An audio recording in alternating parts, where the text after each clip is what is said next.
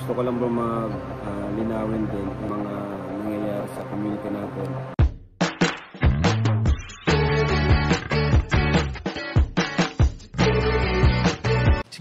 Si Kuya Jens, ano yun, reactor natin yan. Official reactor. Hello mga kalingap, welcome back sa aking YouTube channel, this is Kuya Jens. So kung bago ka lang sa aking YouTube channel, huwag niyo po kalimutan mag-subscribe at click the bell button para lagi kang updated sa ating mga bagong upload na video. At huwag po natin kalimutan suportahan ng Team Kalingap sa pangunguna ni Kuya Val Santos Matubang, Ate Ed The Vlog at syempre Kalingap Rob. At pakisuportahan din po ang aming mga kasama sa Team Kalingap. Nandiyan po ang K-Boys, Kalingap Partner, Kalingap Reactor, at lahat po ng active vloggers sa buong Pilipinas at tumutulong sa mga kabayan natin na lahat may hirap. Suportahan po natin lahat guys. So ngayon mga kalingap ay meron po tayong panonoodin at bibigyan ng reaction video. Ito po mga kalingap ay ang pagsasalita ni Kalingap Rob patungkol po sa mga nangyayari sa community, mga issues mga kalingap. At dito nga mga kalingap ay nilinaw po ni Kalingap Rob ang totoong issue o ang totoong bagay mga kalingap pagdating sa issue po na merong aalisin o may inalis nga ba daw talaga sa K-Boys o may aalisin nga ba talaga sa K-Boys. So dito po ay nilinaw ni Kalingap Rob mga kalingap. So tara panoorin po natin ang naging interview ni Kuya David kay Kalingap Rob in 5, 4, 3, 2. And bro, welcome. Kamusta? Long time no see bro. Kaya nga eh. Grabe. Hala bro, may gusto lang sana akong sabihin sa'yo bro at sa ibang kasama mo kina Buddy, kina Kuya Nel, sino pa? Si Norman. Sila Norman. Gusto ko lang bro linawin din. And sa mga, actually wala naman siguro baka may mga nakapansin na bihira na kayo makasama sa akin. Kasi yun nga, wala kasi akong ibang wala akong ibang pwedeng pagkatiwalaan yung second channel ko. Hindi kayo ni Buddy, ikaw lalo ka ng mga pioneer, di ba? Pero ngayon lang naman to, syempre may mga times pa rin na darating yung araw na magkakasama-sama tayo ulit. And kailangan lang talaga natin gawin to, yung hatiin muna yung mga OG sa grupo kasi na tayo kumbaga train na tayo sa mga nangyayari sa community natin. And yun, may mga pinaplano yung binawork din ako na gusto kong mabago sa community natin. Gusto kong gusto kong bumalik yung positive. Gaya ba ganun tayo lang dati na puro positive lang at masaya tayo sa ginagawa natin, di gaya ngayon na ang daming siguro dahil nga lumalaki tayo, di ba? Lumalaki yung pamilya, dumadami kaya siguro ganun naman siguro pag marami mas magulo, pero yun nga medyo unhealthy na rin siya sa atin. Kaya yun, naisip ko na kayo na muna ang mag-handle doon sa second show. Kasi pag si Buddy lang, mahirapan din siya. Pag siya lang. Kaya ikaw nandun ka rin para mag-guide din yung ibang mga beneficiaries natin doon.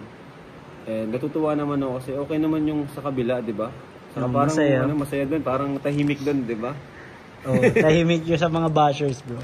Kasi may mga nagtatanong din kasi, tinanggal na ba sa Kalingap? O mga ganun. Hindi naman, lang talaga, kumbaga, di naman to habang buhay, lang to. Kumbaga, gano'n naman tayo, di ba? Kumbaga, tawag dyan? May changes, may changes. And gano'n din sa social media, hindi naman, as content creator, di ka din pwede mag-stick sa isang lang, dapat talaga nag-i-improve, nag-i-evolve ka. And hindi lang naman to para doon para din to sa mga natin sa second channel. Kasi kung alisin natin yung second channel, bro, kawawa yung mga nandun. Kawawa, bro. Sino bang madalas nandun? Sila Rose Ann, yung mga scholars natin. Lalo na yung iba dun, wala nang sponsor talaga. Kaya nga. Diba? Pag yung mga na-vlog nga tayo dun, halos bawi lang Totoo lang po. Yung minsan kulang pa din talaga. Kulang pa rin po talaga.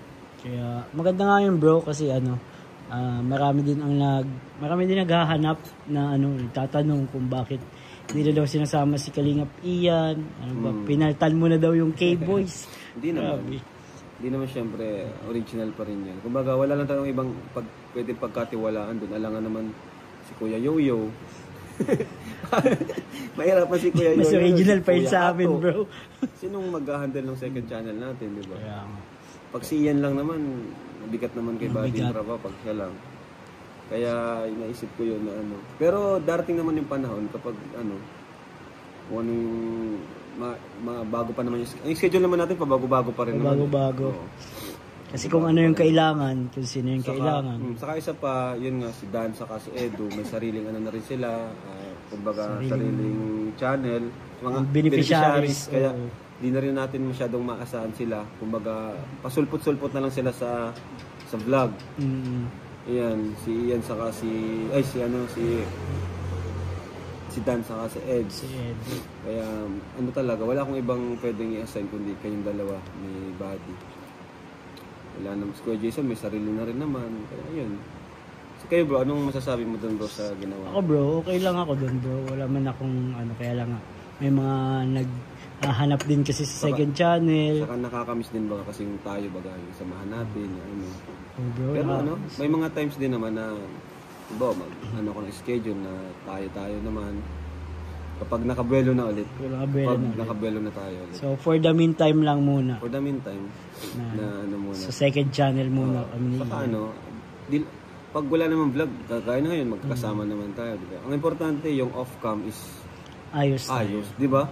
Oo. Para sa akin, mas okay yung off-cam na ayos kaysa sa on-cam na ano. Pero kay Kuya Jens, walang off-cam kay Kuya Jens. Bakit? Lahat din nakakamera. Sabagay, walang off-cam kay Kuya Jens. Tama ka. Saka nagkakasama naman tayo bro sa mga dinner. Madalas yung mga dinner natin. Salamat sa mga nagpapa-dinner dahil sa nagkakasama-sama kami. Opo. Pero sa akin bro, walang problema yun bro. Ako ay isang grateful and honored and thankful dun sa second channel bro. Parang tahimik eh. Sobrang tahimik. Chill, parang diba? Pure charity kumbaga. Pure charity siya. Tapos yung mga beneficiaries na sobrang deserving bro. Nandun.